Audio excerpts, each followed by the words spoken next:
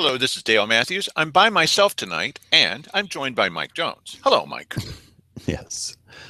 Yes. Hello, Dale. I see Nice you're to see. advocating violence against colored tape or something. Oh, man.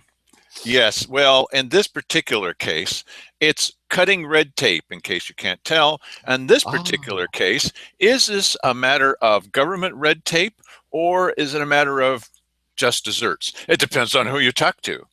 This is a picture from the front page of the Daily Courier. And Melissa McRobbie over there, a good reporter, in my opinion, has somehow been assigned to look into Joseph Rice, Oath Keepers, that fairly caustic website that was put up, and recoil suppression. Recoil suppression. Yeah, as it turns out, Joseph Rice had kind of made a deal with Ron Wyden and Jeff Berkeley. Go figure. mhm. And he also made a deal with the Josephine County for $25,000, with the state of Oregon for $25,000, with So Ready for $25,000. And Melissa McRobbie pointed out in the front page article above the fold. This is not me talking about Joseph Rice necessarily. It's me talking about the media, and they decided to look into this. Mike and I were just talking before the show within a quorum, and he was saying, "Well, why do you think that they looked into that?" And I said, "Well, probably because they saw this kind of stuff on that website that was criticizing Joseph Rice, taking him to task, and Oath Keepers and everything else." Right. So I do know a little bit about this story, and that I was there at this press conference. Melissa was not, but there was Mm. somebody there from the Courier. And I was very surprised. And I asked one of the Chamber of Commerce people there, what's this with all of these guys? They look Chinese and they look military. What's the Chinese military doing here? The Chinese military. Mm. And she said, well, they were in the area and just thought they'd drop by. In America, or Yes. happened to be next to the Grants Pass Airport over on Ord They Lane. listen. They were at my house for dinner 2 nights ago. They just happened to be driving by on the street. I said, "Hey, yeah. In the Yeah, interest of international relations." right. Did they make it out of your house? Well, we don't talk about that sort of Yes, thing. that's right, Uh, right. So, in this particular case, I wondered what's the Chinese military doing there? Because you probably know, Mike knows, you probably know that if you're dealing with large companies in mainland China, communist China, that you're probably dealing with somebody from the government and probably somebody from the Chinese army. yes. Well, and there's one thing that I learned when, I have done some business dealings in China. And if there's one thing that is clear, that there is some free exercise of free enterprise sort of things over there. But all of these companies, especially the larger ones, are directly connected to Chinese government. That's just how they do things over there. So I wondered what's the Chinese military doing here, and why are they interested in helicopters and this thing that goes on the bottom of Black Hawk helicopter that Joseph Rice was suggesting that would be apparently dual use technology. Dual Mhm. use. Dual use could be used to put out forest fires. Maybe they've got lots of forest fires in China. And as they pointed out in this, it also could be used, well, for dropping water on forest fires. It also could be used for dropping caustic chemicals on crowds. Yes. Oh, Did they dual suggest use. that? Did they No, suggest that in this press conference? they said that it could be used for such a thing. For such a thing, like how did they say that? Well, as I recall it, I asked the question, could this be used for dropping caustic chemicals, or could this be used for dropping chemicals? And caustic was mentioned in there by somebody, one of these guys. Could it be used for crowd control? Things like crowd control, dropping Mm. caustic chemicals on crowds. Well, Oh, so you came up with a suggestion to give to the Chinese military to control their crowds with airborne weapons. Yes, this you're is the dual. one. This is Chemical weapons on their people. Dale this is Matthews. That's this where is it came from. You heard it here dual first. use technology. And if it can be used, and I didn't say this, I think that I did. I'm pretty sure I did. It was several years ago. Yeah. And they had the courier there. So if it was the courier asking that kind of question, or me, who do you think would ask that kind of question? Yeah. Yeah. Right. I Okay. get it. So dual use, it could also be used in war. Now, there are plenty of people who think they're already at some kind of information war against the Chinese, and that they're using every chance that they get to break into banks and the Pentagon and this, that, and the other thing to grab up information and to screw up our systems. It's surprising sometimes that, I mean, this kind of stuff started with things like DVDs and music, videos and stuff like that, and has moved well on to every large bank and every large security system in America. Some people think, I happen to agree with them, that we're technically at war already with the Chinese. And this particular issue, it's not good. Yeah. So, so this is one of the things that surprised me, because we are a political show, that Joseph Rice decided he decided he was going to run for county commissioner, because I personally think that there are a number of people in this area that would go, yeah, man, he's constitutional and he's fighting. And I believe that he is.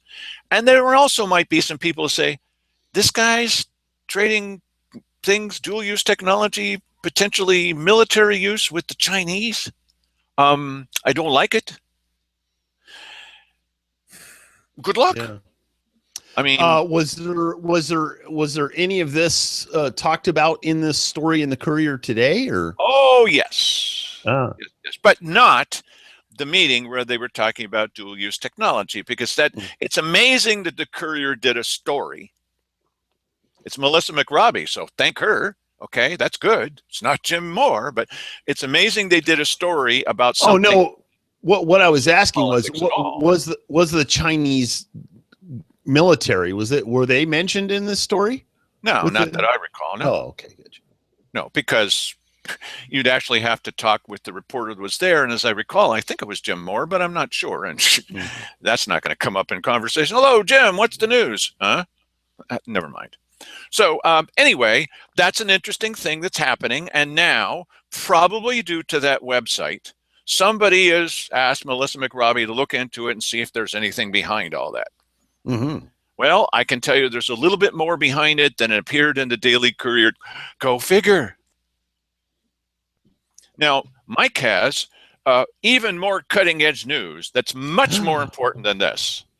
Mike, why don't you show the picture that you have that was collected by Vivian Kirkpatrick Pilger and Sandy Casanelli. Sandy was at this press conference, by the way, and tell us all about the mystery of the missing furniture.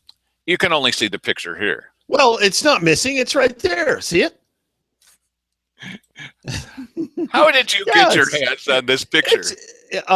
Well, I mean, as you said, Vivian and Sandy sent us this picture, and this is the missing furniture from the foyer of the Ann Basker Auditorium, and we've been asking about this stuff for it's been a couple of months now. Well, now Mike and I have not been asking. It's actually been Vivian Kirkpatrick Pilger who's been doing true. most of the asking.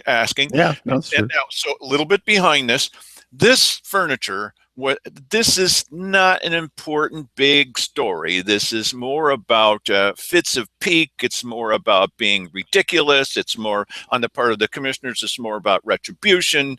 Every once in a while, people would sit in the lobby during the weekly business session. And as Sandy put it, I just can't stand to sit in there with those commissioners, the way they treat people. And so she would generally sit at this table or slightly over to the side. And I know better that Mike and I have a disagreement about this. I know better than everybody else what's happening with audio in that room during the meeting. Because Mhm. not only do I get a chance to see it while I'm sitting there, but I also get a chance to edit it later, to cut into little pieces and to try to improve the audio. Now, I can tell you that while people are in the lobby, this guy right here often looks like this because he's not happy. You can see before the meeting starts, there are people in the other room who are laughing and they should be crying because we've made it clear that we'd prefer that they don't exist on this earth. Said, as Yes. a matter of fact, Cheryl Walker said that about me directly. Okay.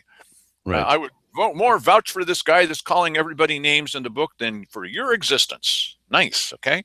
So Mm. I can see them when Mike might be back there with Vivian or with Sandy or maybe with some of the other ladies that are back there. All ladies except for Mike. Go figure. Yes. Yes, that's right. I hang out with the babes. Yes, you do. And so Yes. they would often hang out there somewhere near this furniture in the lobby. Big deal, right? Well, the thing is that the commissioners they don't like that kind of stuff because every time before the meeting would start, anybody out there would laugh. They'd all look up like they're laughing. Why are they laughing? Yeah. No, they never said that, but you can tell they're extremely sensitive. I mean, I go like this. Not only does this microphone make the camera come over to me, but everybody on the at the dais looks over at me. Once I got up to just hand something to a guy, I didn't even say a word to him. And Simon Harrison, you're making noise. I wasn't making any noise, no noise, but they're extremely sensitive to some people. Go figure. So, um, so if you're in that other room and you make even a peep, I have occasionally gotten up from the camera. I left it standing there. It could burst into flames and gone back into the lobby. Go, you guys. But that's very rare. It has happened. So Mike's right.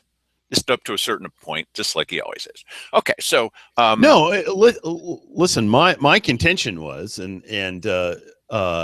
this is the part where we disagree a little bit. I yeah, think that they're ticked off about noise and stuff coming from that outer area, and instead of just telling us, hey, we'd rather that you weren't hanging out in there and having a good time. I'm sure that they don't like us laughing because we're having fun and we're not supposed to be having fun, but they're kind of ticked off about that, especially Keith. I could see him making expressions on his face when people are out there. Sometimes I'm sitting in the room, people are out there in the lobby making noise, and he's always, what are you guys doing? So looking like this, right? he thought he was gonna be able to fix that problem by getting rid of this furniture, the stuff that you're looking at there. So in short, the missing furniture has been found, no thanks to the commissioners. It suddenly disappeared. Well, how did we find this furniture? Actually, what the commissioners don't know, and we're revealing it here for the very first time, is there's leaks all over county government. And we actually had someone that said, I said, did you ever know what happened? Oh, yeah, I know where it is. Oh, really? Where is it? Well, it's in Lisa Shipley's office.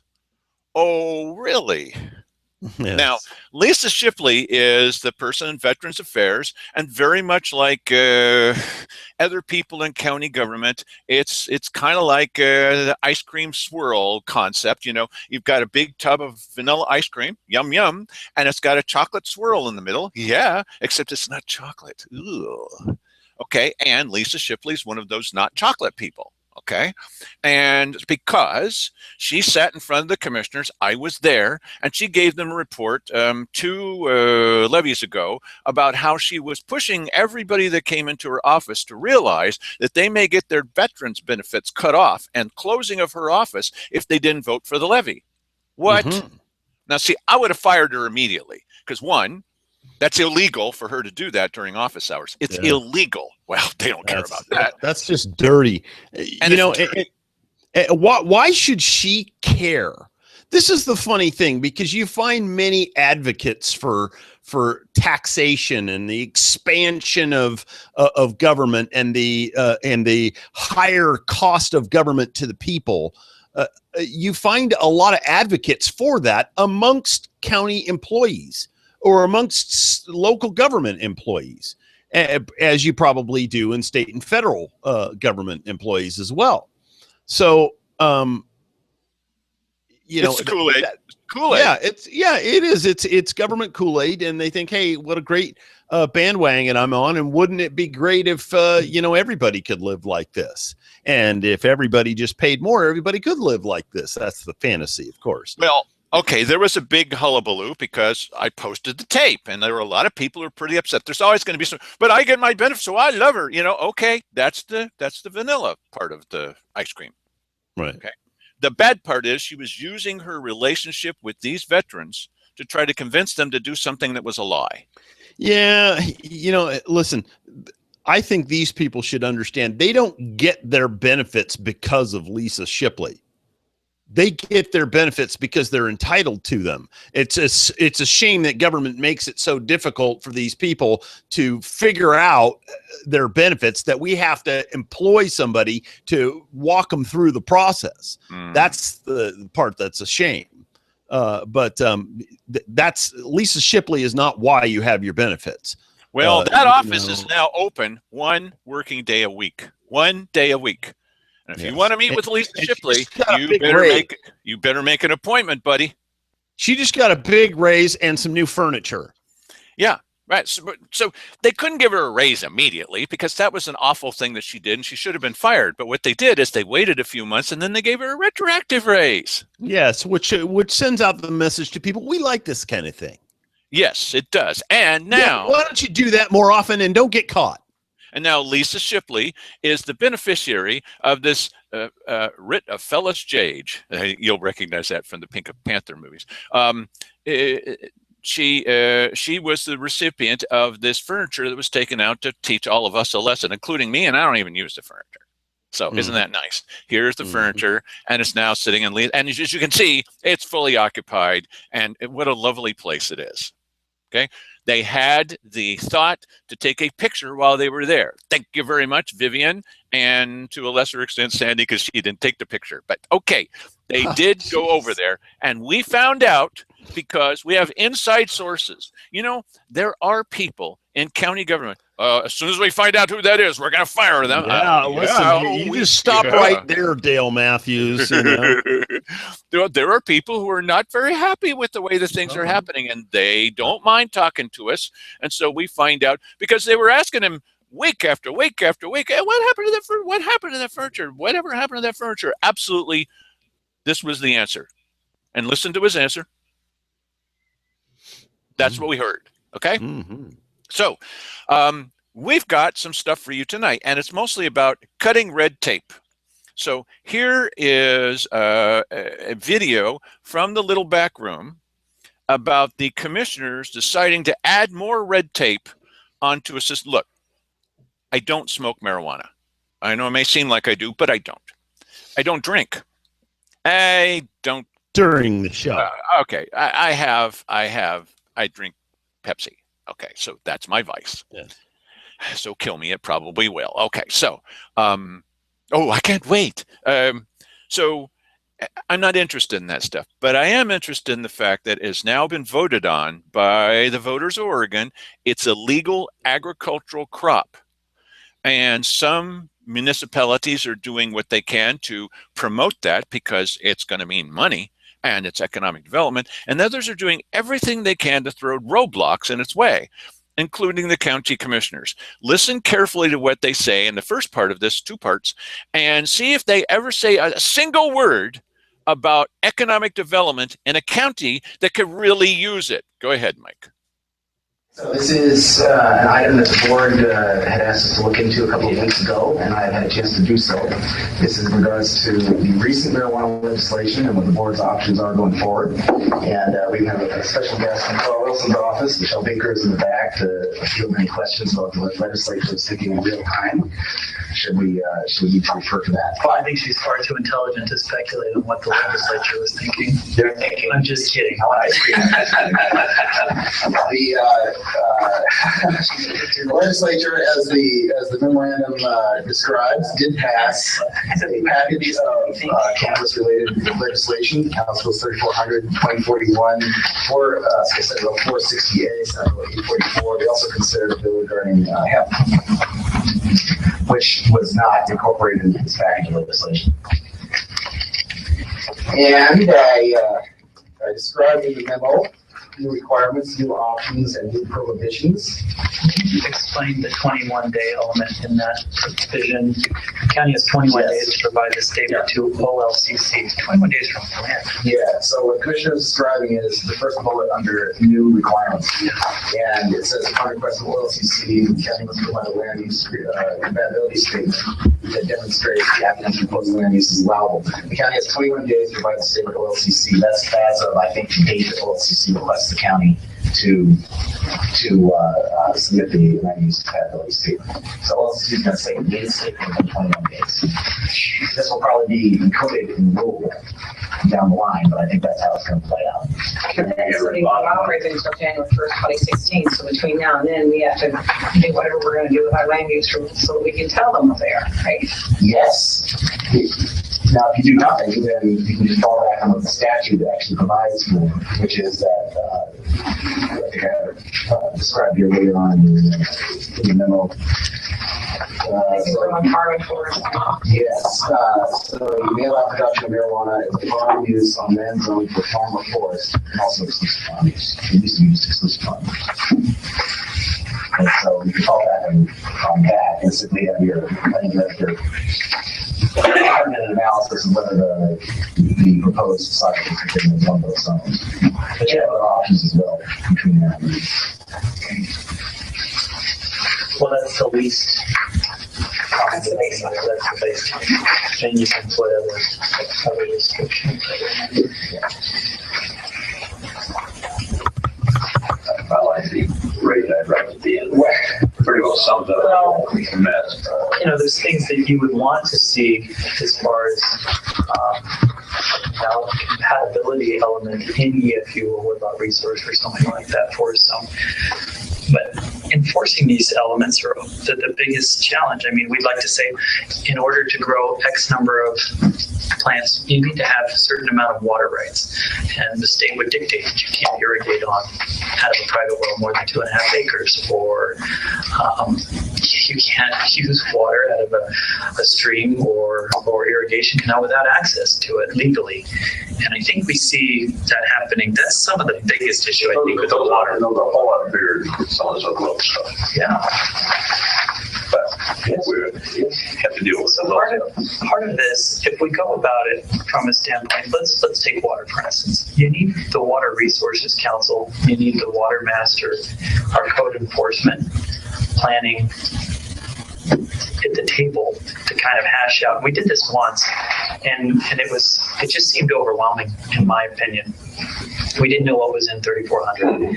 Now we do.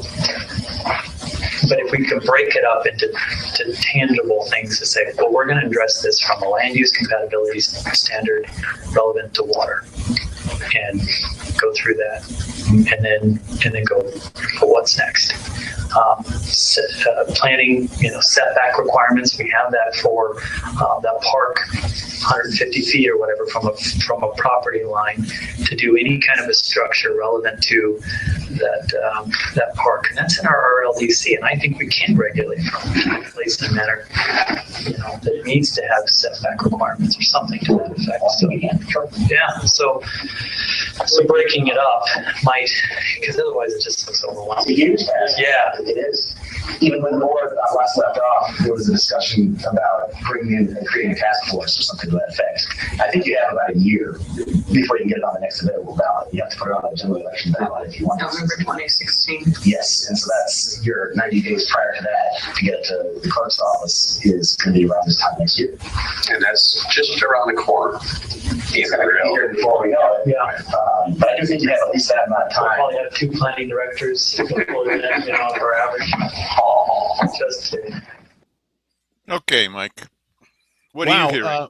I'll tell you, there's a few things that I'm hearing. Red tape is what I'm hearing. I'm hearing, listen, why wouldn't this be regulated in the exact same way that every other crop is? Why is it the commissioners have to spend time thinking about, well, we need to make sure these people aren't violating access to water rights and all this kind of stuff? Really? Is that what? Listen, if people are commercially growing marijuana, it's the same as if you're commercially growing tomatoes or lettuce or whatever, right? That's right. So why the state already has rules? They just said the state already has rules. Yeah, so we got to get the water master involved in all of this crap. They're not county rules. See, because many people think that marijuana makes you salivate. I don't know if that's true. Well, these guys are salivating. Now we've got a chance to put together a bunch of new rules. You want to see what makes me salivate?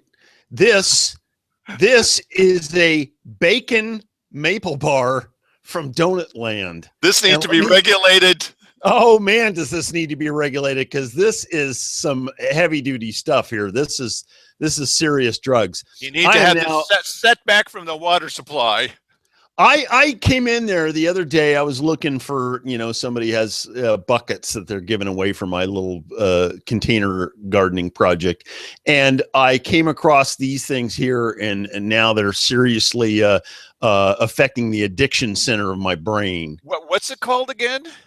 This is a bacon maple bar. It's they fry up bacon and crumble it up and sprinkle it over the top of a maple bar. Let me tell you what, that thing melts in your mouth. I'll have you know. I think it would melt your guts, but okay. Well, whatever. That's the consequence that you deal with after the fact. But that thing is delicious. Hey, just so you know. Yeah, okay. That's just what I need to put on a little weight. Whoa. Well, you need about 6 of those a day. Yeah, I do. Yeah, per hour. No, what I'm hearing also is that there's already state regulations. There's all this stuff. Well, if we don't get moving, says Cheryl Walker, we're not going to get it on the ballot. What are you going to put on the ballot? Well, it's already been voted on, but these guys are sure that if they put it to another vote, that there's going to be plenty of people from their club and other places are going to say, I don't like that kind of stuff. I don't want to use it either. But why are you standing in the way of a legal economic crop that could bring some kind of prosperity to us? Why? Yes, because they're government. They need to know how that, when there's money that's going to be involved in something. See, if you were talking about something like, parsley, somebody who's going to commercially grow parsley, they couldn't care less. But this thing here, since there's big money involved, well, let me see here. We need to figure out if you're got the proper setback from your property line. We got to make sure that the water master approves the use of your water and that you legally have a right to it and all this. And I can smell the permits stacking up. Absolutely. And they need people to enforce all this. Look, you have to be careful with parsley. Because as many people don't know, parsley contributed to the death of what's now called the Dead Sea because they had planted parsley all around the outside edges. It sucked up all the water. I'm making this up. Okay. All right. But look, the point is, I hope so. These guys cannot wait. They want to form a task force. They got to get in there and start making rules right away. Because if it's not county rules, it'll be state rules. And that means the state's taking over. And they're only in favor of the state taking over when it comes to imposing a $2 forced tax. They're not taking any stand at all about that. No stand. We're not taking a stand, says Keith Eck. But they're definitely taking a stand about this thing.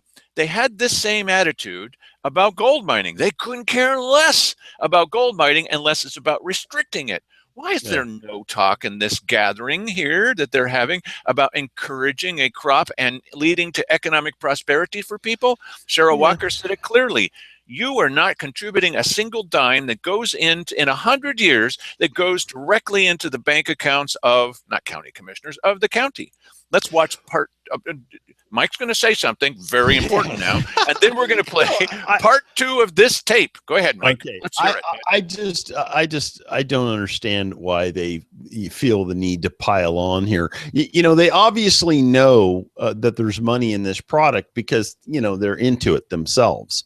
both Simon and They're Cheryl. smoking it all the time, are they really? I didn't know right. that. You heard it here first. So, no, he's talking about the hemp. This just speaks to conflict of interest. And now, you've got to hear what's next here. Simon starts talking about this is unbelievable. Simon starts talking about how this might affect the electric company. They better look into this right away. Anyway, I think we need to prioritize what we want them to focus on first. I mean, the big one to me is water. I mean, we can get a lot of things passed without, having new ground or something. We all need water, and that's a big concern for me. Believe it or not, electricity might be too. I mean, with the city driving everyone indoors, that's going to be an electrical grid kind of situation that they're going to have to contend with. Yeah, thanks, Wally. I'm not trying to say it's a good idea, but on the other hand, if I'm using it, I'm going to pay for it. And then Pacific Power that has a problem of how do you get this thing. But I'm saying with water withdrawal. It sounds like a lot of electricity, lights and stuff, but AC units, refrigerators, those things use a tremendous. I think the electric company can take care of this. And they're not. It is. Cumulatively. I have a little bit of experience with electricity. Cumulatively, the industry is electricity intense, but it's not an aluminum smelting plant that says we have nothing in the pipeline to accommodate this capacity. Pacific Power has, I would imagine, capability to take as a percentage of the overall usage in Josephine County or Southern Oregon. If it's 1 or 2%, as long as it's yeah. But that's something to consider. But we don't really regulate that. I think that we're not going to be able to meter people's meters and say, sorry, you're using more than you're allocated. Oh, wow. Like that needs to probably address that. Yeah. I think the first step is the board needs to kind of designate an internal task force, certainly, to take a look at this. We kind of had an ad hoc one. Wally, you were on that, and Dennis and others. Does that make sense? Oh yeah, I would certainly agree. It was better if we were going to organize Most this. of these are within my liaison wheelhouse. I don't know which one wasn't. Public health would have been the only one that wasn't. And I think they need to be clear. Yeah, so it's up to the board, but I think that's a good place to start. Well, yeah, I mean, I think we need to start. We need to see some direction where we want to go, and because, like I say, it's going to be here before we know it. October or November, so you got September. There has to be something formalized. So September is just a little over a year away. That's not a very long concept of talking and investigating and answering questions. It's 90 days prior to November, so you're really talking like August. Yeah, the deadline for this November election, 2015, it was actually last week. Yes. So we've got until this time next year, November 2016. Yeah, okay, Yes, a little more time on the agenda.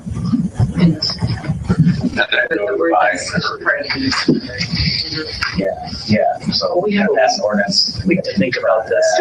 We can bring it back for the agenda in a week or so. More important general discussion. That would be really helpful. We convene the primary elements of that task force. That'd be good. See what they have to say. Okay, great.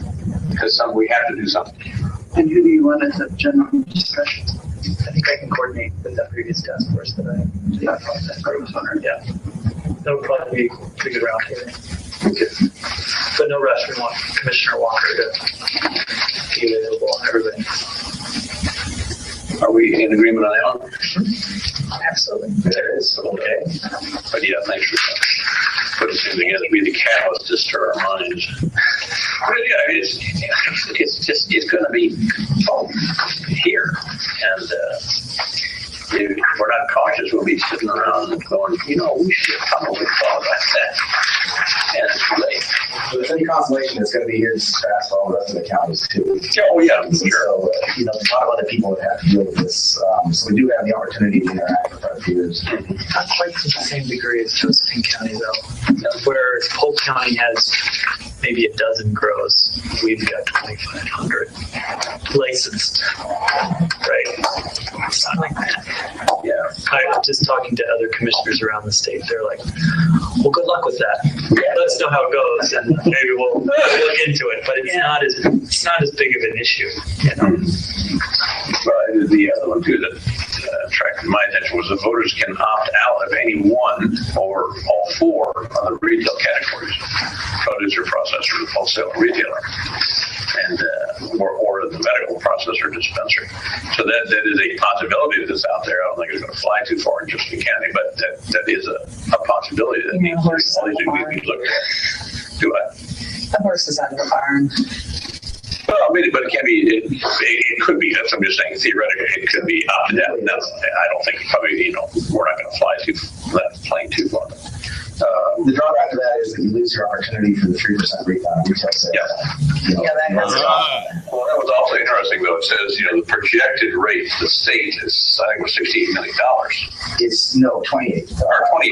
Was it 28 million? It's it's 60 million for the biennium of 2018. Yeah. And so you say, how much of that is going to get skimmed off the top? A lot. Yeah. It's not going to be worth much to the county. No, it's not going to be worth very much to the county. Retail won't happen here. It'll happen in Multnomah County where they don't need the money. Yeah. They're going to ship it up to the population center, not where they grow it. Okay. So we can charge a 3% sales tax, which we have to get the measure on the ballot. Yes, that's right. So, But we have to do it at a general election in an even year, which is November 16.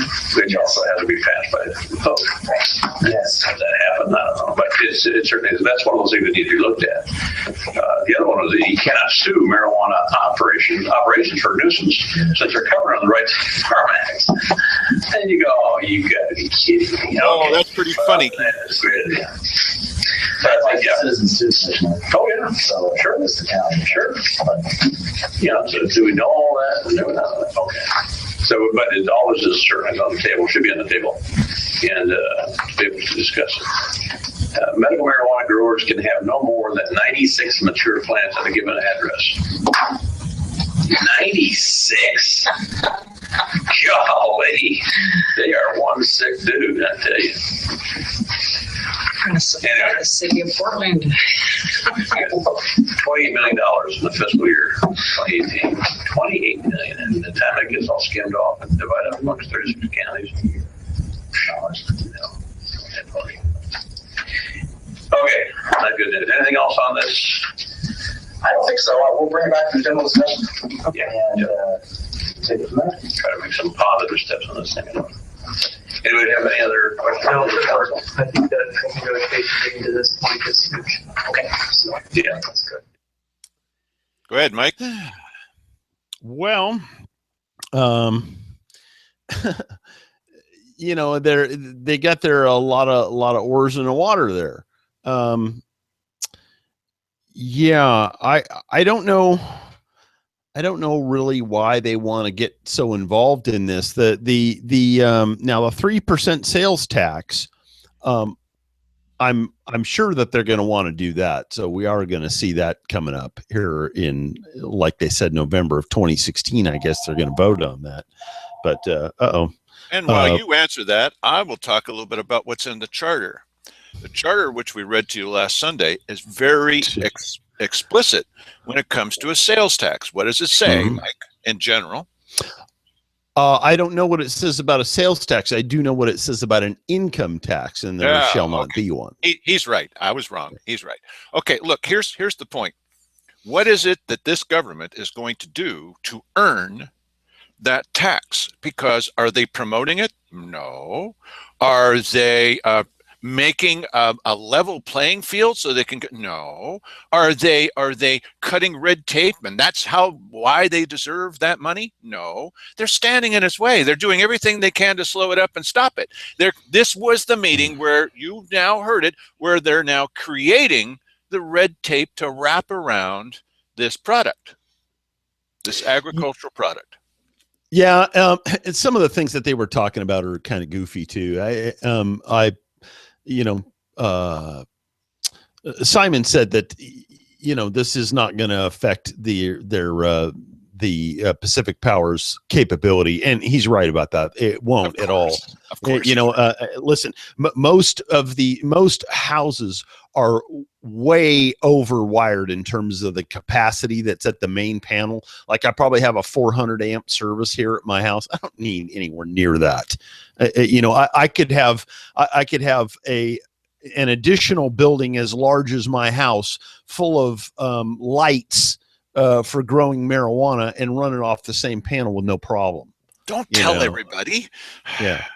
I've often figured that Mike was wired and maybe even overwired. And me, I'm just wired the wrong way. Go ahead. Yes. Yes, that's right. You know, here they are creating this bureaucracy. You can see that oh boy, look, here's a new place where we can wrap this up. In order to earn anything from this, Mike feels that they should stay out of it altogether. I generally agree. But if they're going to spend any money at all on doing stuff, they should be spending it toward encouraging people to make an income from this. Now, we've got another clip here for you. This is from something somewhat similar. There is a connection. The gold miners in our area are treated pretty much the same way as the green gold miners. And that, as Cheryl Walker said, and I pointed out at the beginning of the show, you know, well, you don't contribute anything to our county bank accounts. Really?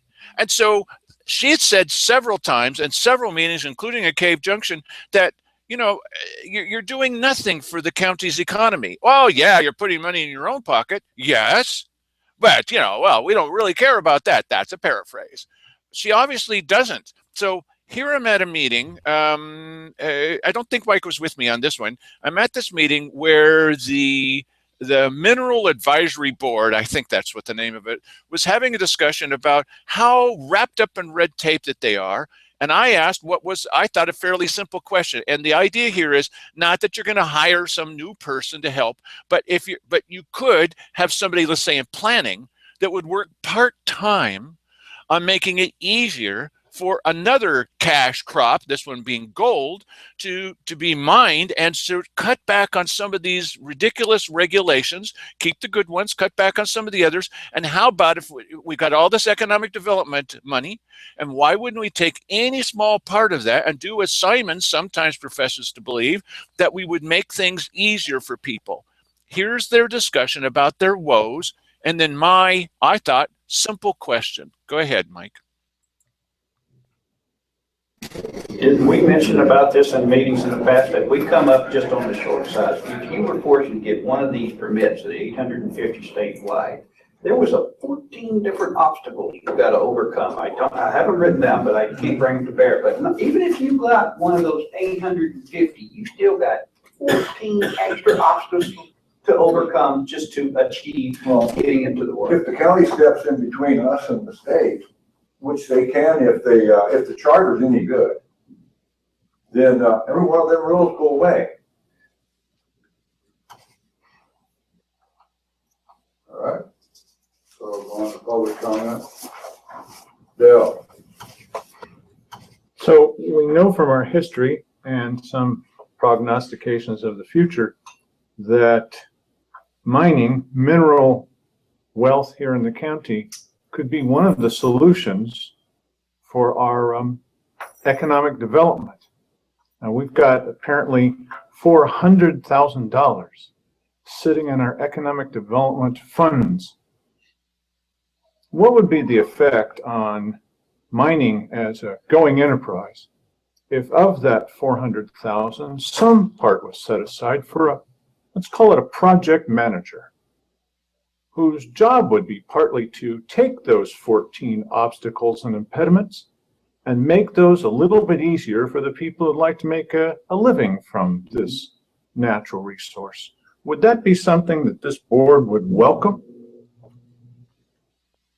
Crickets in the corner. We could use the mining administrative provision of 886 and have a person other than Vic Harris act in that role, and that would provide for that.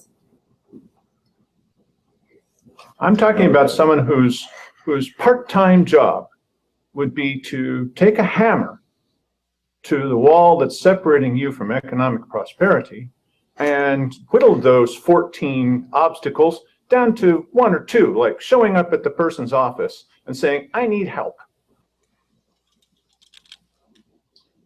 Yeah. Let me clarify, I think, what I heard Dale trying to say. Are you advocating that we take a proactive approach, and I'm going to just throw in my thought that if it was making it easier to, as a tourist to come and straighten out some of this mess Tom's talking about, but also maybe we could appropriate or allocate some of those funds to help our Josephine County Legal Department maybe work on some of these issues. Who knows? But we definitely need to do something that's positive and it's wise, and it's not defeatism, because we've been losing. It's just about that. If we don't turn this around, we're not going to have it.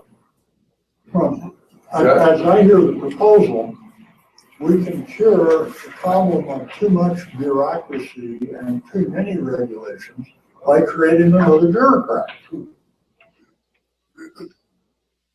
Oh, that's lovely. Well, that's our other problem. This isn't yes, just but government. seeing it in this context, I kind of get what he's saying, because you know what? If you take and add a government employee whose job I'm not that talking it about is, that. I said at the intro, I wasn't talking about adding an employee. This might be but somebody you're talking about paying to have some guy whose job it is to advocate for the miners. Part-time and maybe already in the planning office. Yes. You know what?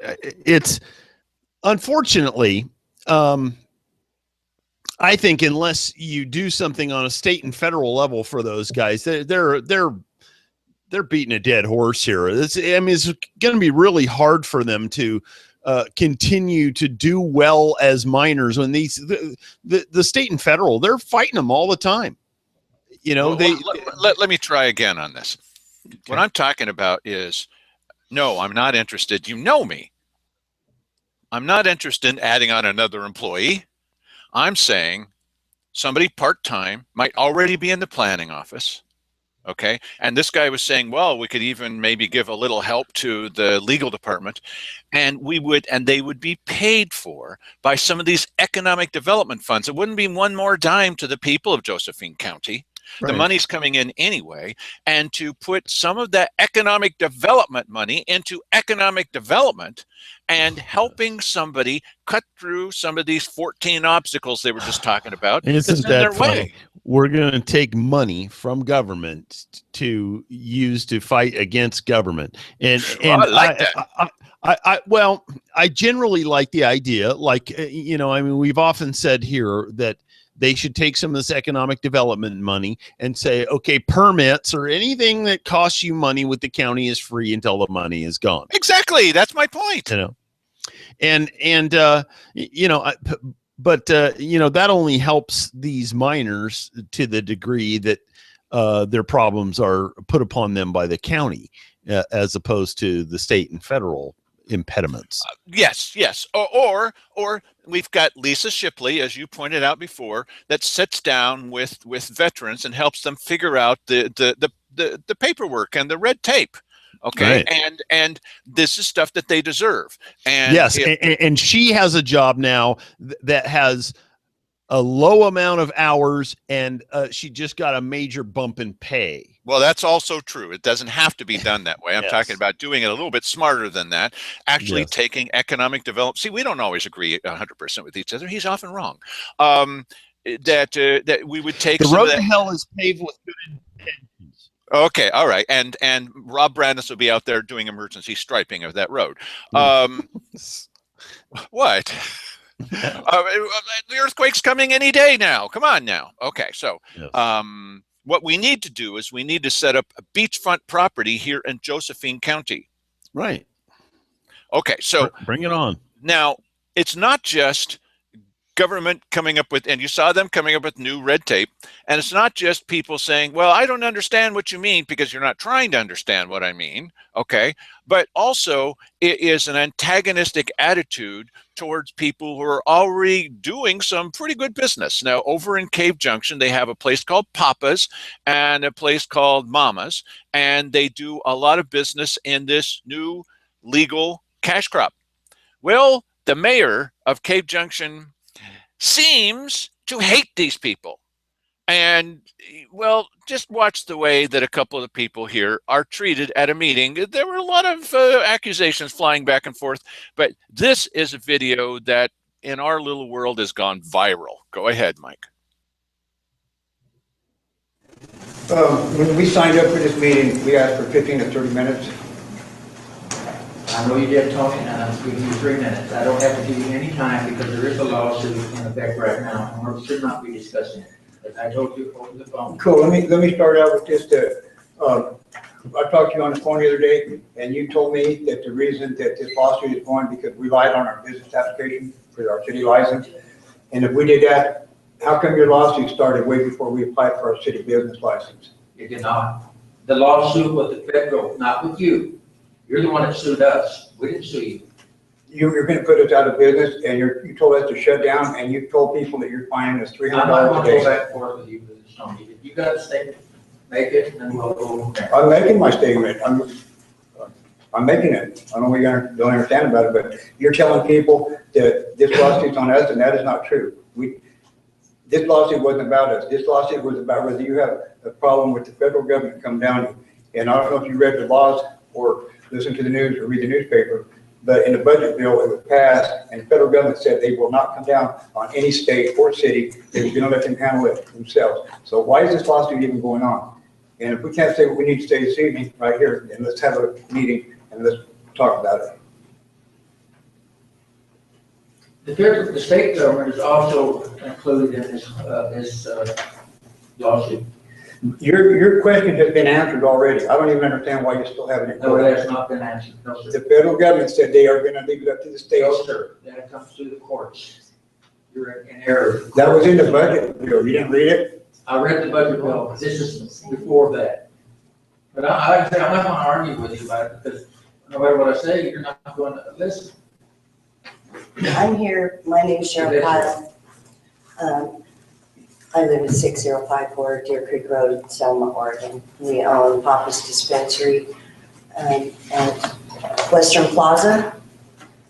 And I am here for our reputation because it's come to me a few different times that it's been said that we are the cause of the $18,000 lawsuit, and people are upset with us. And also it's come to my attention that the mayor has said that we have lied, and that I am here to clear our reputation. We have not lied about anything, and I'll ask you point blank, yes or no?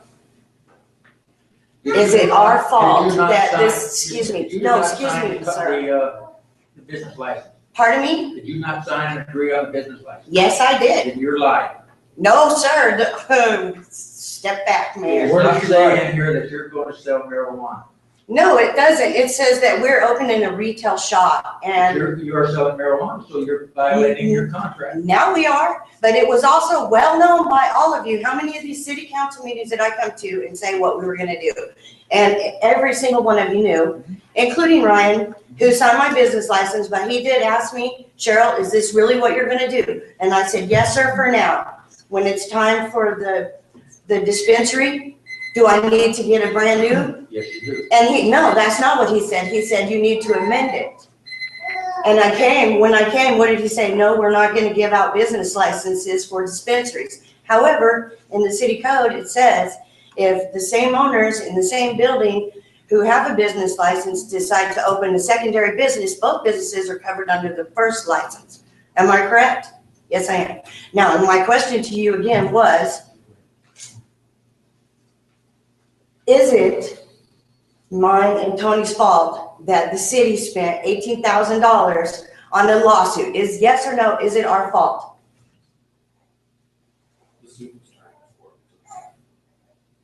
Yeah, that's what I'm saying. Okay, thank you. I just want I want the town to know that we are not the cause of it.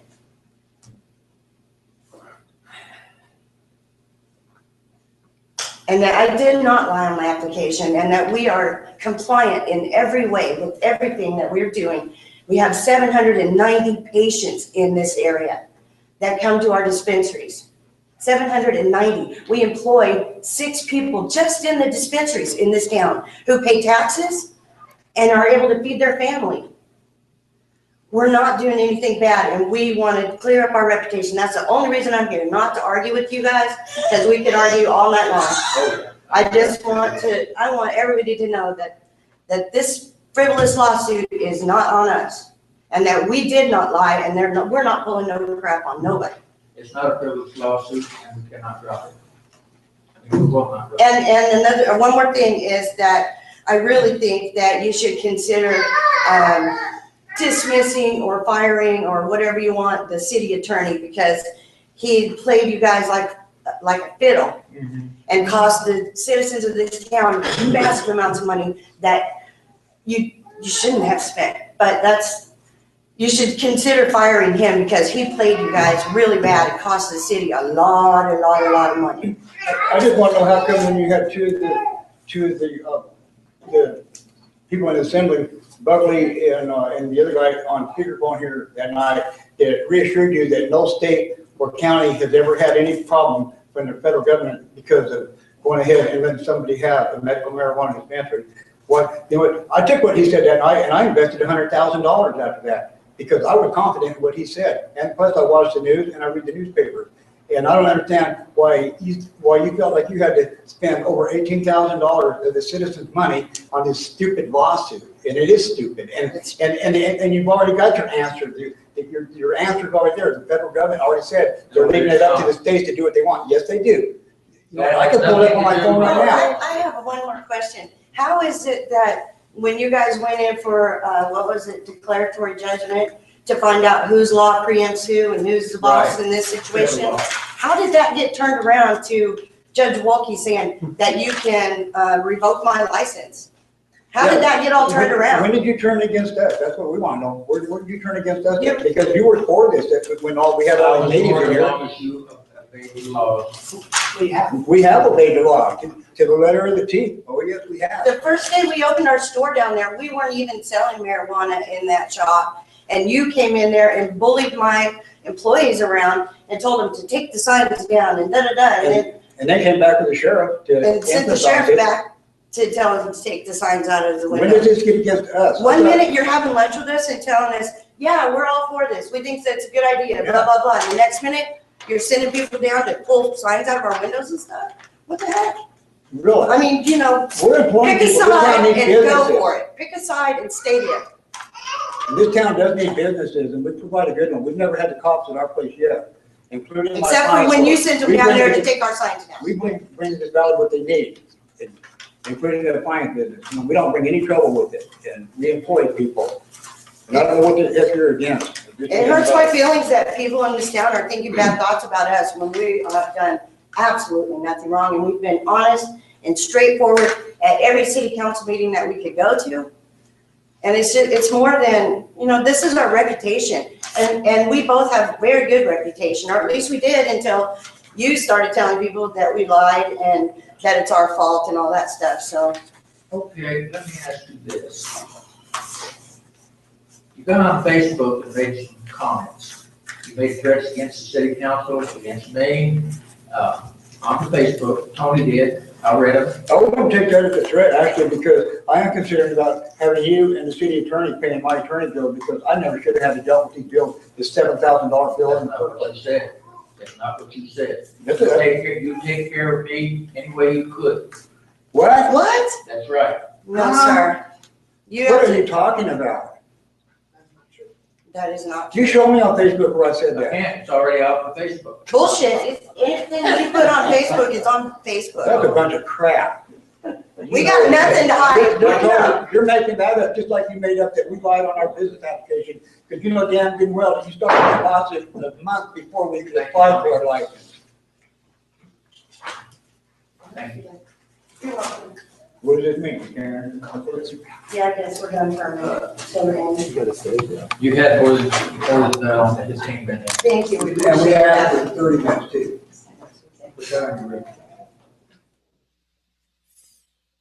Mike? Oh. Well, Facebook is dangerous. Be careful what you say on Facebook or don't say on Facebook or whatever. I'm telling you, that's a crazy thing. You know what? This is, you know, we need to just come to the conclusion whether the thing is legal or not, and go forward with that. I realize these dispensaries, be it medical or recreational, it's going to be a sticky wicket here for a while. And these guys are going to be paying a lot of attention to them because there's going to be a lot of money pouring into there. And you know, they're going to want to get every piece they're entitled to. I suspect that's probably the driver behind this stuff. They want to knock these people out of business and they'll put their own people in there or something. Who knows? Well, Mike didn't have to ask me why I thought this was an important story to tell tonight, because where is the talk? We mentioned this to you at the beginning. Where's anybody talking about from government about encouraging economic development? They might feel that the Bible is telling them. They could say this. Oh, don't do that. Well, but isn't part of the job of government to encourage people to make a profit and to grow economically? And Cheryl Walker, no, is it isn't. Okay. It is not government's job to encourage you to make a profit. It is. Okay, at least to get out of the way. At least to get out of the way. It's their responsibility to stay the heck out of the business. Okay, I'm with you on that. All right, and if they have money coming in, which they do for economic development, they could sit on it. They could, and I suggest that they do. But and twist. But my point is that if they're going to bring money in and promise the state that they're going to spend this money, and we're getting money back, okay. If they're going to promise to spend this money on developing economics, you saw Cheryl Walker at that meeting. She was like, you know, head down and not. If you're going to do anything to encourage, cut some red tape, get out of the way, stand back, let people do their business. Can you at least do that and maybe cut back on some of the fees? At least that, Mike, please. If it's a legal product and they're okay with it, then yes, I agree with that. They want to interject because there's money in this thing here. If there wasn't any money in it, if we were just talking about, one of these shops downtown that just sells trinkets or whatever, they wouldn't be involved in, wanting to find out how much power they're using and whether or not they have the right to the water they're using and all this kind of stuff. These are all things that government does when they want to stick their finger in the pie.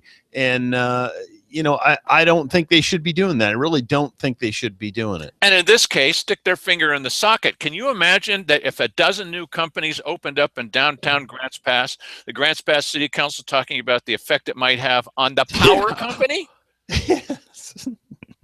We better be careful about this. Economic prosperity has a price to pay.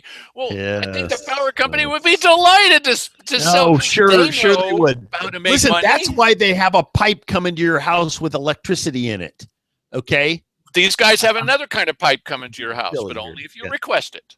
Yes, right. Yes. Anyway.